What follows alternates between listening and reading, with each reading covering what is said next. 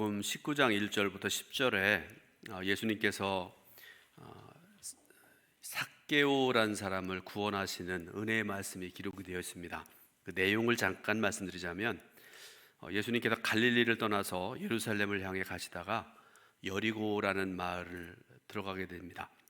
그 마을에 삭개오란 사람이 있는데요. 이 사람은 성경 말씀 보니까 세리장이요 또 부자라 이렇게 말씀을 하고 계세요.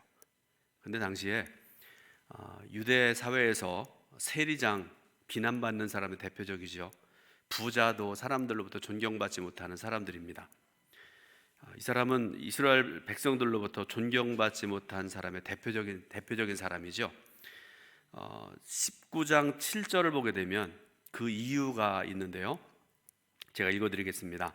무사람이 보고 수군거려 이르되 저가 죄인의 집에 유하러 들어갔도다 하더라. 이렇게 말씀을 하세요. 예수님께서 삭개오를 만나서 그를 부르시고 내가 너희 집에 가야 되겠다. 그 집에 들어가셔서 식사하시고 그와 함께 유하는 그런 모습을 보고 사람들이 수군거리고 저가 죄인과 함께한다 그러면서 비난했다는 그런 말씀이죠. 그런데 참으로 귀한 것이 있는데요. 이 부자요 세리장인 삭개오가 예수님을 사모하는 마음을 가지고 있었다는 사실입니다. 19장 3절 4절 말씀을 보게 되면 그가 예수께서 어떠한 사람인가 하여 보고자 하되 키가 작고 사람이 많아 할 수 없어 앞으로 달려가서 보기 위하여 돌부화가 나무에 올라가니 이는 예수께서 그리로 지나가시게 되밀러라 이렇게 말씀을 하세요. 이 말씀을 제가 어제 준비하면서 그저께부터 지난 주간에는 금요일 오후부터 이렇게 말씀을 준비했는데 잘 아는 말씀이잖아요. 누가복음 19장은 여러 번 읽었고 잘 아는 내용이고 그런데 몇 번을 읽고 오랫동안 묵상을 해보고 그러면서 그런 생각을 했습니다. 다른 사람들처럼 단순히 호기심을 가지고 예수님께로 나온 것이 아니라는 사실을 알게 됐습니다. 예수님께서 유명하니까요. 그리고 그분이 죽은 자 살리시고 병든 자 고치시고 그런 분이 내 마을에 들어오신다고 그러니까 사람들 중에는 호기심을 가지고 오는 경우도 있지 않습니까? 그런데 이 3절 4절 말씀을 보게 되면 이 삭개오가 예수님께로 나온 그 이유는 단순한 호기심이 아니었다는 것을 알 수가 있습니다. 예수님께 대한 깊은 관심, 내가 예수님을 만나서 내 삶이 변화될 수 있으리라는 그런 기대를 가지고 예수님께로 나온 것이라는 그런 말씀인데, 그리고 이러한 삭개오의 행동과 그 마음의 중심을 아셨던 분이 있으신데요. 그분이 바로 예수님이십니다. 5절 말씀 보면 예수께서 그곳에 이르사 쳐다보시고 이르시되 삭개오야 속히 내려오라 내가 오늘 내 집에 유하여야겠다 하시니 이렇게 말씀을 하세요. 여러분 자세히 한번 읽어보시기 바랍니다. 나중에 누가복음 19장 1절부터 10절 삭개오를 구원하시는 그 말씀을 보게 되면 예수님께서 이 상황에서 한 번도 대화를 나눈 적이 없습니다. 겉으로 보기에 예수님을 따르는 수많은 무리들 중에 하나였을 뿐입니다. 겉으로 보기에 그랬다 그런 말씀이죠. 그런데 예수님은 그의 모든 상황을 아셨습니다. 왜 나왔는지 알고 계십니다. 그러면서 그 이름을 불러주셨고 구원의 은혜를 삭개오에게 베풀어 주신 것입니다. 얼마나 감사한 일인지 모릅니다.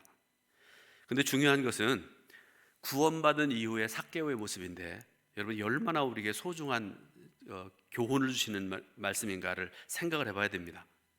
오늘날 그리스도인들이 세상 사람들로부터 많은 경우에 비난을 받습니다. 가장 큰 이유가 뭔지 아세요? 교회가 비난받고 성도가 비난받고 저 같은 목사들이 비난받는 가장 큰 이유가 여러분 뭔지 아세요? 사람들이 흔히 이렇게 얘기하죠. 예수 믿는 사람이나 안 믿는 사람이나 다를 바가 없다. 그렇게 얘기들을 많이 해요. 여러분 자신과 여러분의 형제 친구들과 한번 자신을 삶을 한번 생각을 해보세요. 내가 그들과 비교해서 도덕적으로나 또 여러 가지 면에서 더 나은 삶을 살아가는지. 여기까지는 그래도 괜찮을 것 같습니다. 참을 수 있을 것 같은데 또 뭐라고 얘기하는가 하면 예수 믿는 사람이 안 믿는 사람보다 더하다, 더 못됐다는 말씀이죠. 저는 이런 말 가끔씩 듣게 되는데 그럴 때마다 저는 부끄럽기도 하고요. 땅속에 들어가고 싶은 그런 심정입니다. 예수 믿는 사람이잖아요. 저는 목사잖아요. 가끔씩 제가 이제 동두천을 벗어나서, 동두천에는 웬만한 사람은 아니고 미안합니다. 많은 사람들이 저를 목사라는 걸, 동두천 교회 목사라는 걸 알고 있는데요. 근데 저는 제가 목사라는 걸 전혀 나타내지 않고 가서 이렇게 처음 보는 사람 인사하고 그러면 가끔씩 그런 얘기 들어요. 얼굴에다가 목사라고 써놓은 것 같다고 그렇게 얘기들을 합니다. 근데 그게 자랑스러워야 되는데 어떤 경우에는요, 그렇지 못한 경우가 있다, 그런 말씀이죠. 그러면 여러분, 왜 우리 예수 믿는 사람들이 이렇게 비난을 받아야 됩니까? 그 사람들의 눈이 삐뚤어져서 그런 걸까요? 저는요, 여러분, 이거는 순전히 제 생각이라고 생각하시고 들으시면 됩니다. 우리 성도들이 뭐 집사도 되고 권사도 되고 장로도 되고 목사도 되고 그런 성도들이 구원받지 못했기 때문이다, 그런 생각을 해요. 예수님을 인격적으로 만나지 못했기 때문에, 다른 말로 구원의 확신이 없기 때문에, 예수 믿는 사람의 삶을 살지 못했기 때문에 이런 평가를 받는 것이지, 어떻게 믿는 사람이 세상 사람보다 못하다는 그런 평가를 받을 수가 있습니까? 부끄럽고 부끄러운 일 아니겠습니까? 그래서 이 시간에 예수님을 만난 이후에 삭개오의 변화된 모습을 통해서 이미 예수님을 만났다고 믿는 저와 여러분들이 어떤 삶의 변화를 이루어야 될지, 그리고 혹시 여러분들 중에 아직도 예수 믿기 이전의 삶을 그대로 살아가고 있는 그런 사람이 있다고 그러면 어떻게 이 삶을 변화시키고 성화로운 삶으로 바꿔나갈 것인지에 대해서 답을 한번 찾아보려고 합니다. 여러분, 먼저 우리가 누가복음 19장 8절 말씀을 한번 읽어볼 텐데 굉장히 중요한 말씀입니다. 누가복음 19장 8절 말씀을 같이 읽습니다. 삭개오가 서서 주께 여짜오되 주여 보시옵소서, 내 소유의 절반을 가난한 자들에게 주겠사오며 만일 누구의 것을 속여 빼앗은 것이 있으면 네 갑절이나 갚겠나이다. 아멘. 여러분, 혹시 이런 말 들어보신 분이 있는지 모르겠습니다. 저를 한번 보시고 한번 들어보세요. 우리의 신앙의 전부라고 할 수는 없지만 가장 중요한 것 중에 하나가 하나님과 이웃에 대해서 재물을 어떻게 사용하느냐에 달려있다. 우리 신앙이. 어느 유명한 신학자가 한 말 아니고요, 또 유명한 부흥 강사가 한 말도 아닙니다. 이양로라는 사람이 평소에 가지고 있던 생각, 오늘 여러분들에게 말씀드립니다. 다시 한번 말씀드릴게요. 우리 신앙의 전부라고 할 수는 없지만 가장 중요한 부분 중에 하나가 하나님과 이웃에 대해서 재물을 어떻게 사용하느냐에 달려있다. 함께 읽었던 삭개오의 모습을 보세요. 18절의 말씀 읽었지 않아요? 예수 믿기 이전에 그 삶의 가치관, 목표가 무엇이었을까? 그에게는 오직 세상의 권력과 명예밖에 없었습니다. 돈만이 최고인 줄 알고 살았던 그런 사람이죠. 그런데 예수를 믿고 난 이후에 그가 한 고백을 보게 되면요, 오늘 이 8절에서 너무나 유명한 고백을 하잖아요. 내 재산의 2분의 1을 가난한 사람들에게 주겠다, 이렇게 고백을 해요. 재산이 많든 적든지 간에 여러분, 뭐 내가 100억 재산을 가지고 있는데 50억을 나눠줘요?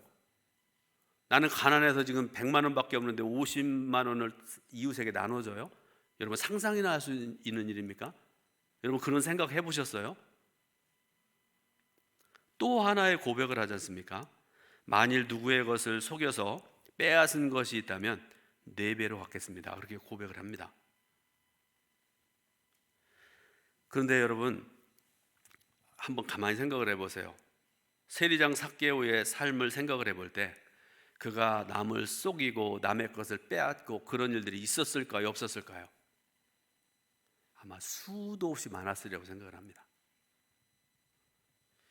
그런데 삭개오가 예수님을 영접하고 난 이후에 그가 고백한 대로 행했다라고 그러면 한번 생각을 해보세요. 가진 재산 반을 이웃에게 이미 다 나눠주고, 가난한 사람들에게 속이고 빼앗은 것 4배로 더해서 이웃에게 나눠주고, 그에게 100억이 남아 있었을 것 같습니까? 아마도 빈털터리가 됐을 거다, 그런 생각을 합니다. 자, 우리의 신앙생활에 있어서 이 나눔이라는 거는요, 구제라는 거는 굉장히 중요한 부분입니다. 그러므로 예수를 믿으면서 예수님을 사랑합니다, 감사합니다, 찬양합니다, 입으로는 할렐루야 말은 잘하면서 이웃을 향한 나눔의 삶을 실천하지 않으면 여러분, 그 신앙이 온전한 신앙이 될 수 있을까? 마음 깊은 곳에서 나오는 의문을 가질 수밖에 없는 것입니다. 우리가 진정한 그리스도인으로 살아가기 위해서, 그리고 이웃과의 나눔의 삶을 살기 위해서 반드시 필요한 것을 좀 여러분들에게 말씀드리려고 그러는데요. 본문 2절 말씀 중에 보니까 외식이라는 말이 나와요. 외식하다라는 유명한 말씀이지 않았습니까? 이 말은 이런 뜻을 가지고 있습니다. 연극을 하는 배우가 여러 개의 가면을 바꿔 쓰면서 등장해서 다양한 역할을 하는 것, 이게 바로 외식입니다. 그러니까 A라는 사람의 역할을 할 때는 이런 가면, 또 B라는 사람의 역할을 할 때는 B라는 가면, 또 C라는 사람, 여러 역할을 할 때 각각의 가면을 쓰고서 실제 아닌 그런 역할들을 하는 삶을 가리켜서 외식하는 사람이다, 이렇게 말씀을 하세요. 예수님께서는 이 말씀을 통해서 가면을 벗고 참된 자신의 모습을 드러내라, 이렇게 말씀을 하십니다. 여러분, 구제 행위를 통해서 사랑과 자비를 베푸는 제하지만 실상 자신의 영광을 드러내는 모습이 되어서는 안 된다라는 경고의 말씀이죠. 두 번째로 1절 말씀 중에 보니까 이런 말씀 나오죠. 사람들에게 보이려고 하는 그런 말씀 나오죠. 사람들의 평가와 찬사에 생각이 집중되어 있는 모습에 대한 경고의 말씀이기도 합니다. 여러분, 한번 스스로를 한번 생각해 보시기 바랍니다. 여러분, 어떤 좋은 일을 한 가지 했을 때 나팔 불고 싶은 그런 충동이 없으세요? 내 주머니에 예를 들어 돈이 있습니다. 그런데 가난한 사람이 있어요. 돈을 꺼내서 한 10만 원 정도 꺼내가지고 그것을 형제 주머니 속에다가 10만 원을 슬쩍 넣어줍니다. 그런 순간에 동두천교회 담임 목사든지 아니면 무슨 동두천 일보의 신문 기자가 딱 보고 사진을 찍고 그러면서 예배 시간에 수백 명의 성도들 앞에서 아무개 성도님이 이웃을 향해서 주머니에다가 현금을 넣어주는 걸 제가 봤습니다. 이렇게 살아야 됩니다. 이렇게 나팔 불고 싶은 그런 마음이 없느냐라는 그런 질문입니다. 우리 마음속에 있는 이런 생각들을 잘 아시는 예수님께서, 하나님께서 원하시는 나눔의 행위가 우리의 잘못된 동기에 의해서 부패한 외식 행위로 전락되지 않도록 주의하라 경고를 하고 계십니다. 이런 경고를 무시하게 될 때, 즉 사람이 영광과 찬설을 받기 위해서 구제의 손길을 내뻗는다면 가난한 이웃에게로 내게 있던 물질이 전달되었을지라도 하늘나라 장부에는 나의 구제한 사실이 기록되지 않을 것이다 라는 그런 말씀 아니겠습니까? 억울하고 속상하지 않습니까? 우리의 이 땅에서 예수 믿는 사람으로 살아가는 아름다운 헌신, 충성, 나눔, 이런 것들이 하늘나라의 상급으로 쌓여진다고 우리가 믿고 살아가는 사람들인데, 이게 하나도 없이 다 없어져 버린다는 게 여러분 얼마나 이게 억울한 일이겠습니까? 이런 사람들을 향해서 예수님께서 2절에서 분명히 말씀을 하십니다. 그들은 자기 상을 이미 받았느니라, 이렇게 말씀을 하세요. 받았다라는 말씀, 완불되었다, 상업적인 행위가 완결되었다는 뜻입니다. 무슨 뜻인가 하면 더 이상 주고받을 것이 없다라는 뜻입니다. 영수증 발급이 이미 끝났다는 것이고 하나님께서 주실 상급이 없다는 뜻입니다. 왜 그렇습니까? 이 땅에서 사람들의 입에 오르내리면서 칭찬받고 그래서 영광을 받았기 때문에 더 이상 하늘나라 상급이 없다라는 그런 말씀이죠. 그러므로 성도 여러분, 온전한 구제, 하나님을 기쁘시게 하는 나눔이 어떤 것인지를 오늘 본문의 예수님의 교훈을 통해서 함께 은혜 받고 우리가 귀한 섭리를 깨닫는 그런 시간 되었으면 좋겠습니다. 첫 번째로, 두 가지인데요. 첫 번째로 구제하는 자의 자세에 대해서 말씀을 하시죠. 은밀하게 하라, 이렇게 말씀을 하십니다. 먼저 이웃에게 나눔의 손길을 펴는 우리의 자세를 분명하게 해야 됩니다.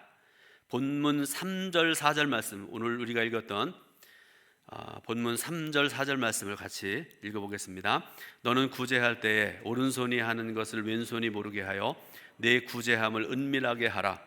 은밀한 중에 보시는 너희 아버지께서 갚으시리라. 아멘. 여러분, 이 말씀을 여러분 잘 들으셔야 돼요. 오해하는 사람도 굉장히 많은 것 같습니다. 저도 자주 오해하고 그러는데요, 이 말씀의 의미는요, 우리가 구제하는 사실을 아무에게도 절대로 알려서는 안 된다는 그런 의미가 아닙니다. 이 말씀의 의미는요, 나팔 불지 말라 하는 그런 뜻입니다.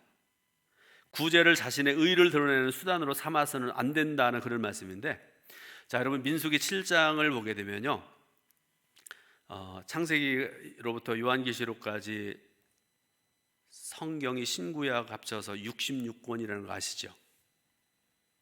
조금 더 어려운 질문을 좀 하나 해보겠습니다. 1장, 2장, 3장으로 나눠진 장수가 창세기부터 요한계시록까지 몇 장인지 아시는 분 있어요? 예? 너무 짧게 잡으신 거 아닌가요? 아시는 분 손 들어보세요. 초밥 사드릴게요. 1189장입니다. 1189장. 또 어려운 거 하나 더 말씀드릴게요. 창세기부터 요한계시록까지 1189장의 장들이 쭉 있는데 그 중에서 가장 긴 절이 어딘지 아세요? 네, 이거는 초밥 걸린 거 아닙니다. 시편 119편입니다. 176절이나 됩니다.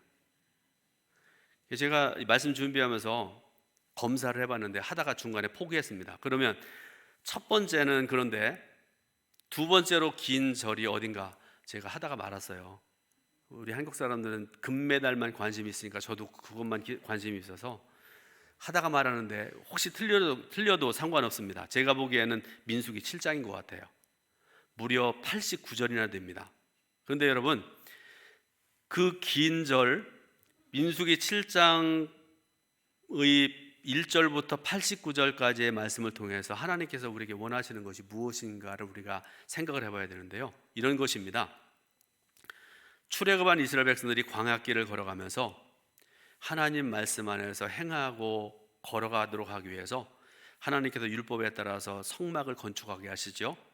그런데 이 성막 건축을 위해서 예물을 드린 사람들의 이름이 하나하나 기록되어 있습니다. 하나부터 열까지 다 기록되어 있어요. 이 아목에, 최 아목에, 박 아목에, 무슨 아목에 이름이 다 거기 기록되어 있습니다. 저는 이 말씀을 보면서 깊이 생각을 했습니다. 그리고 나름대로 결론을 얻었습니다. 교회와 성도가 구제하고 나누는 아름다운 행위를 하면서 무조건 이름을 밝히지 말라달라고 하는 것만이 능사는 아니라는 것, 이게 제가 받은 결론입니다. 그 자세가 무엇인지, 동기가 무엇인지, 그리고 목적이 올바르다면 그 나눔과 구제의 손길은 오히려 널리 알려져야 된다는 그런 말씀이죠.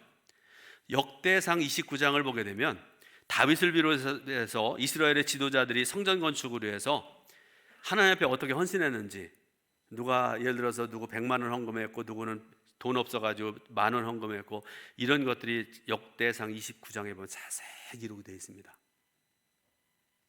우리가 생각하는 것처럼 하면 적지 말아야 되잖아요. 부명으로 적어야 되지 않습니까? 성경은 그렇게 기록이 되어 있다, 그런 말씀이죠. 그러므로 어떤 경우에는 예수님의 이름으로 하나님의 영광을 위해서 교회가 착하고 선한 행실을 했음을 알리는 것이 하나님께서 원하시는, 그리고 주님께서 가르쳐 주신 말씀을 실천해가는 모습이라는 것을 알 수가 있는 것이죠. 제가 이따금씩 선교지를 가게 되면요, 그 선교지에 어느 교회, 또 그 선교지의 교육관이라든지 아니면 숙소라든지 이런 거 보게 되면요, 어느 교회의 성도의 이름으로 봉헌한 것입니다, 이렇게 세워지는 그런 경우들이 많지 않습니까? 또 어떤 경우에는 어느 병원에, 우리 한국 같은 데는 뭐 여러분 병원이 많지 않습니까?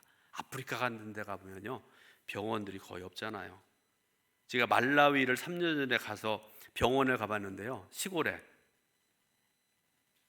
병원이 아니더라고요. 보니까 병원처럼 지어놨는데 아무것도 없습니다. 그런데다가 여러분, 어느 교회에서 어느 성도가 헌신해서 병원을 지어서 그 사람들 치료받게 한다는 거, 이런 것들이 있지 않습니까? 또 어떤 경우에는 학교를 세우고 교육관을 세우고 그런 모습들을 가끔 보게 되어지는데, 여러분, 이런 모습들이 바로 하나님께서 받으실 구제고 아름다운 나눔이라 저는 그렇게 생각을 합니다. 두 번째로 구제의 동기와 목적에 대해서 말씀을 하십니다. 한번 따라 해볼까요? 하나님의 영광을 위해서. 이 시간에 성경에 나오는 두 부자 이야기를 여러분들에게 좀 말씀드리려고 합니다.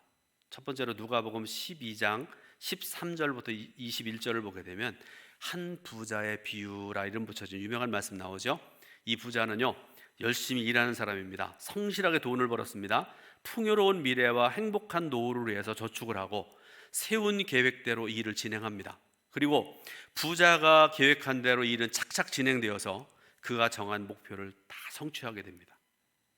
이런 사람 보면 대단한 사람이다, 부러워할 만한 사람이다, 성공한 사람이다, 우리가 인정할 만한 그런 사람 아니겠습니까? 그런데 하나님께서 이런 사람을 향해서 어떻게 평가하시는가 중요하잖아요. 누가복음 12장 20절부터 21절 말씀, 우리 같이 한번 말씀 함께 올립니다. 하나님은 이르시되 어리석은 자여, 오늘 밤에 내 영혼을 도로 찾으리니 그러면 내 준비한 것이 누구의 것이 되겠느냐 하셨으니 자기를 위하여 재물을 쌓아두고 하나님께 대하여 부요하지 못한 자가 이와 같으니라. 아멘. 또 하나의 예, 누가복음 16장 19절부터 31절 보게 되면 부자와 거지의 비유, 거지 나사로 이야기로 알려진 더 유명한 말씀이 나오죠. 그 중에서 16장 19절부터 21절 말씀, 누가복음 16장 19절부터 21절 말씀을 또 같이 합독합니다. 한 부자가 있어 자색옷과 고운 베옷을 입고 날마다 호화롭게 즐기더라. 그런데 나사로라 이름하는 한 거지가 헌대투성이로 그의 대문 앞에 버려진 채 그 부자의 상에서 떨어지는 것으로 배불리려 하며 심지어 개들이 와서 그 헌대를 핥더라. 아멘. 여러분, 이 말씀에서 두 종류의 사람이 나오잖아요. 한 부자, 자색옷을 입고 날마다 잔치하고 호화롭게 살아가는 사람, 또 한 사람, 나사로, 거지라고 말씀하잖아요. 투성이, 온몸에 부러움이 나고 여기에 막 상처가 나고 그런데도 고침을 받지 못했죠. 그리고 부자의 대문 앞에 버려졌다 이렇게 말씀을 하시고요. 그래서 부자의 상해에서 떨어지는 것으로 먹고 배불리려고 그러는데, 그런데 말씀 보니까 마지막에 개들이 와서 그 헌대를 핥더라 이렇게 말씀을 하세요. 여러분, 제가 두 부자 예를 들어서 말씀을 드리는데, 제가 말씀드리고자 하는 목적이 세상의 모든 부자는 나쁜 거스키들 그렇게 여러분들에게 말씀 전하기 위해서 이 말씀 드리는 거 아닙니다. 이 두 부자에게는요, 한 가지 공통점이 있습니다. 들었으니까 여러분 한번 생각해 보시기 바랍니다. 이 부자들의 공통점, 우리가 이런 신앙 가져야 된다고 그러잖아요. 청지기 신앙. 이해가 되세요? 이 두 부자의 관점, 공통점, 자신에게 주어진 재물에 대해서 자기가 주인인 것처럼 행동했다는 것, 두 사람의 공통점이에요.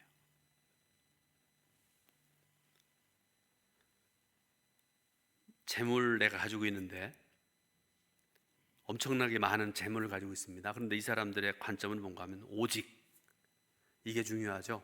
오직 자신만의 즐거움과 만족만을 위해 사용했다는 것이 이들의 문제고 이들의 공통점입니다. 자, 나사로의 경우를 보더라도요, 이 부자는요, 자신의 집 대문 앞에 버려져서 비참하게 얻어먹고 구걸하고 있는 거지에 대해서 성경 말씀 보면 아무런 관심도 없고 불미나 나눔의 여유도 없습니다. 그에게 재물은 많아요. 날마다 잔치하잖아요. 비단 옷을 입고 고운 베옷을 입고 한산못이요?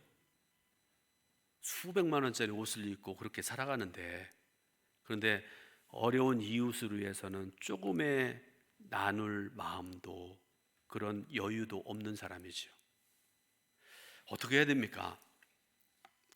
말씀을 시작할 때에 예로 들었던 삭개오의 경우가 좋은 예가 될 겁니다. 당시에 랍비들이 가르치는 구제가요, 소득의 20%. 그러니까 내가 100만 원을 벌면 20만 원은 내 거 아니란 말씀이죠. 구약에 보면 자세히 나와 있어요. 하나님께 드리고 이웃에게 나누고 베풀고 하고 2분의 100분의 20을 그렇게 써야 된다 그런 말씀이죠. 10가지 중에 2가지는 그렇게 써야 된다 그런 말씀이죠. 그것을 감안한다고 그러면 삭개오가 내 소유의 절반을 가난한 자에게 주겠습니다 라는 것은 정말로 대단한 일이 아니겠습니까? 또 한 가지, 그가 주님 앞에서 했던 두 번째 이야기가 있지 않습니까? 만일 누구의 것을 속여서 빼앗은 일이 있으면 갑절이나 갚겠나이다, 네 갑절이나 갚겠나이다, 이렇게 말씀하지 않습니까? 율법의 규정에 보게 되면요, 출애굽기 22장 1절 보면 사람이 소나 양을 도둑질하여 잡거나 팔면 그는 소 한 마리에 소 5마리를 갖고 양 한 마리에 양 4마리로 갚을지니라, 이렇게 말씀을 하시는데, 이 사람은 철저히 율법 규정을 지키는 그런 사람이었죠.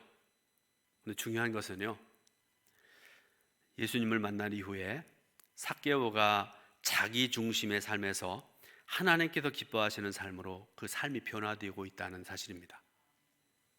그러면 여러분, 삭개오는 그랬는데요, 예수 믿기 이전의 삶하고 믿은 이후의 삶이 완전히 변화되는데요, 그러면 우리에게 적용해 봐야 되지 않습니까? 여러분, 예수님 믿기 이전에, 예수님을 만난 이후에 여러분들의 삶이 어떤 변화가 일어났는지 여러분 한번 생각해 보시기 바랍니다. 지금 우리가 사순절을 지내고 있지 않습니까? 5째 주일입니다. 사순절이 거의 다 지나갔습니다. 제가 여러분들에게 나누고 싶은 생각은 이런 겁니다. 제가 이 사순절 지내면서 여러 가지 생각하고 어떻게 하면 하나님께서 기뻐하시는 삶을 살아갈까 생각을 하고 살아가고 있는데요, 저는 우리 동천교회가, 우리가 섬기고 우리가 사랑하는 동천교회가 작은 교회와 이웃들과 나누고 섬기는 교회가 되었으면 좋겠습니다. 그리고 선교사님들과 가난한 이웃들을 더 많이 섬기는 그런 교회가 됐으면 좋겠습니다. 올해는 이만큼 섬겼는데 다음에는 이만큼 섬기는 교회가 됐으면 좋겠어요. 다음으로 성도 여러분들도 그 중에는 적어도 포함되는 일입니다. 예수님을 만나서 구원받은 이후에 삭개오처럼 자기 중심의 삶, 자기밖에 모르는 삶에서 벗어나서 하나님께서 기뻐하시는 이웃사랑의 삶으로 날마다 변화되는 그런 삶을 살았으면 좋겠습니다. 저는 다시 말씀드리는데 이번 사순절을 지내면서 한 가지 결심한 것이 있습니다. 제가 좀 알아보고 있는데 구체적인 건 여러분들에게 이제 나중에 언제 말씀드릴 기회가 있을지 모르겠습니다. 저희 형제들과 가족들과 의논하고 그래야 될 텐데요, 나중에 말씀드릴지 모르겠지만 분명한 사실은 저와 여러분들도 예수 그리스도의 사람답게 하나님께서 내게 맡기신 재물, 내 거 아니에요. 성경 말씀에 의하면, 청지기 신앙에 보면 여러분 내 거 아니지요. 하나님께서 내게 맡기신 재물을 내 것인 양 어리석은 부자처럼 나만을 위해 쓰려고 하는 그 어리석음을 버려야 된다는 사실입니다. 이제 말씀의 결론을 맺습니다. 여러분, 나눔은요, 하나님께서 정말로 기뻐하시는 일입니다. 또한 나눔은 예수님의 제자된 저와 여러분들의 특권이기도 합니다. 사랑하는 여러분, 하나님께서 기뻐하시는 일, 가장 기뻐하시는 일, 하나님께서 저와 여러분들에게 주신 그 특권을 잘 감당하는 우리 동두천교회 성도들 다 되시기를 주님의 이름으로 축원드립니다. 기도하겠습니다. 하나님의 크신 은혜와 사랑 감사드립니다. 주일을 허락하셔서 주님의 전에 나와서 또 삶의 자리에서 하나님께 예배드리고 영광 돌리게 하신 은혜 감사드립니다. 하나님, 이 시간에 온 마음과 정성을 다해 예배드리고 또 주시는 말씀을 들었습니다. 바라고 원하기는 저희들 모두에게도 삭개오와 같은 예수 믿기 이전의 삶과 믿은 이후의 삶이 변화되어지는 변화의 역사들이, 성화의 역사들이 날마다 일어날 수 있도록 은혜와 사랑 베풀어 주옵소서. 예수 그리스도의 이름으로 기도드립니다. 아멘. 헌금 드리겠습니다.